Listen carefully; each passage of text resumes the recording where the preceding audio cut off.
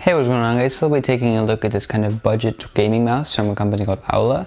This is the Ghost Shark gaming mouse, and I believe it also comes in the color black, which wouldn't mean it's very ghosty, so I don't know if it's specifically the white version that's called the Ghost, but it is the Ghost Shark gaming mouse from a company called Aula. It costs about $20 currently on Amazon, and this is just the packaging that it comes in. It is very, very standard basic packaging. We have your normal box. You simply open it from the top, no window or anything like that, and there's probably more Chinese than English on this box, which is an indicator of a very good quality product. But we do have a bunch of Chinese writing and stuff, not too bad, and then we do have some English some places. However, it seems like I said, there's more Chinese than writing, which is interesting.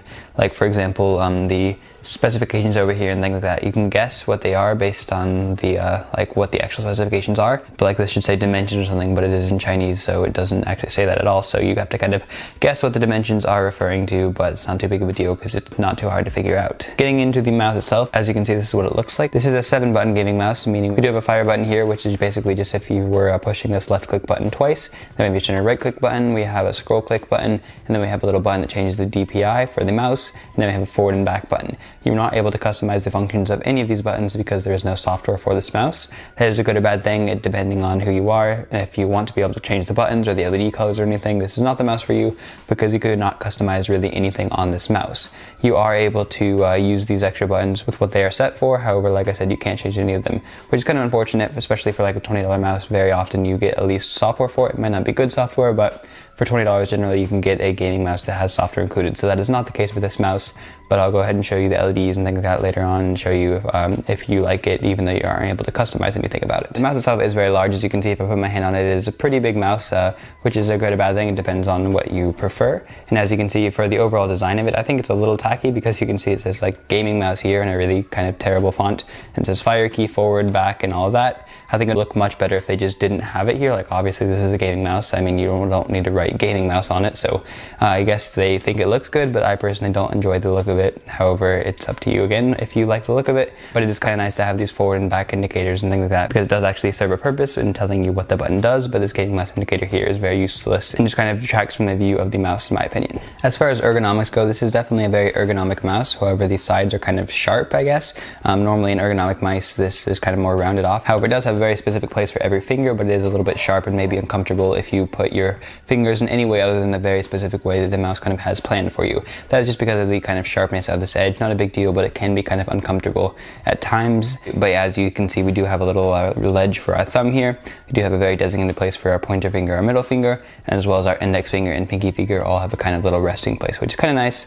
I do like ergonomic mice. However, this one, even though it's very ergonomic, is a little bit uncomfortable just because of how sharp the edges are and things like that. If you go ahead and look at the bottom of the mouse, you can see that we do have 4 little rubber feet here, which will help with gliding and all of that. They are very nice rubber feet. Unfortunately, we do not have any replacements for them included in the box. Most mice do include little replacement feet because this is the first thing that will wear out on a mouse. However, with this particular mouse, you do not get any replacement feet.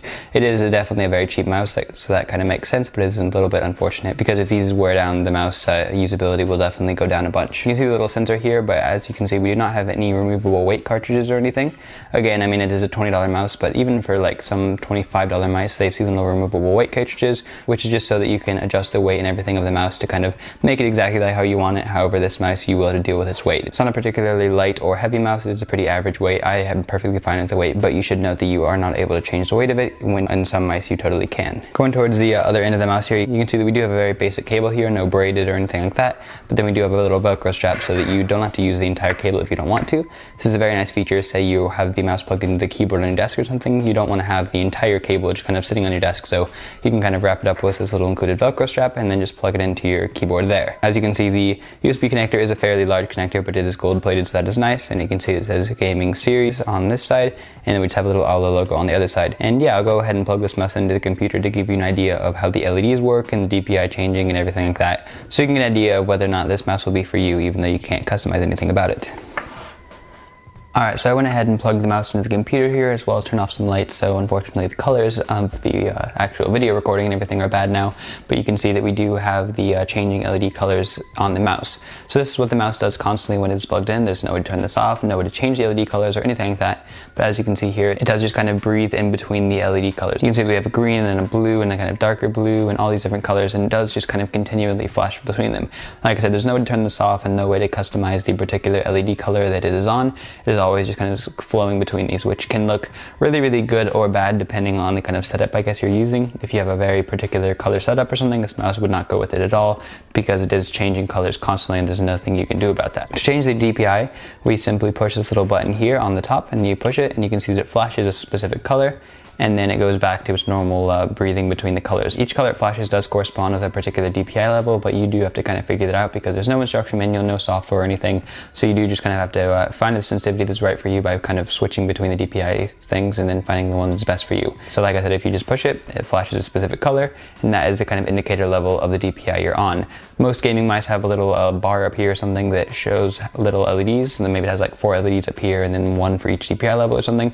This one does not, so you basically have no idea of knowing what DPI level you are on apart from the flashing whenever you push the actual DPI button. So that is kind of unfortunate. However, it isn't too big of a deal because it is nice that you're still able to switch the DPI setting. What I would personally do is kind of find one you are okay with and then just change the settings in the Windows software rather than changing them on the actual mouse because it will be kind of a pain. So I think that is pretty much it for this Aula Ghost Shark gaming mouse. So overall, it isn't a terrible mouse. However, it would be much, much better if it just included software for this mouse. For $20, there are many, many mice you can get that have software as well as all the features of this mouse. So I guess I wouldn't really recommend this mouse just because it doesn't have the software that you kind of need to be able to change the things about it.